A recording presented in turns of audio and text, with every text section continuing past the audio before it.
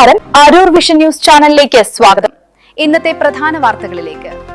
നവതിയുടെ നിറവിൽ നിൽക്കുന്ന Ezhupunna saint Raphael's higher secondary സ്കൂളിന്റെ പുതിയ കെട്ടിട സമുച്ചയം നാടിന് സമർപ്പിച്ചു.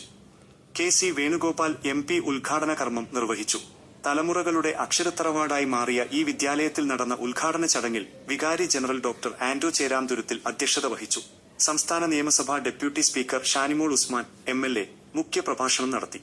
Pattanakkad block president CK Rajendran, Ezhupunna ഗ്രാമപഞ്ചായത്ത് president Bindu Shaji, school manager reverend father Jomon Shankurikkal, ട്രസ്റ്റിമാരായ Benny Edapparambil, Jojo Joseph Ammath, school principal Joji Thomas, headmistress Ansamma എന്നിവർ പരിപാടികൾക്ക് നേതൃത്വം നൽകി.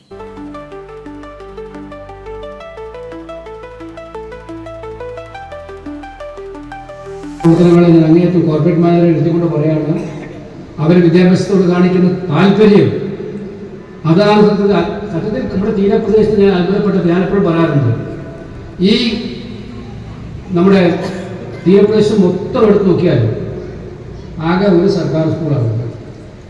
ബാക്കിയെല്ലാം നടന്നു ഒന്നുകിൽ കൊച്ചി രൂപത അല്ലെങ്കിൽ ആലപ്പുഴ രൂപത എന്നുള്ളത് അഭിമാനപൂർവ്വം പറയാൻ സാധിക്കുന്ന കാര്യമാണ്.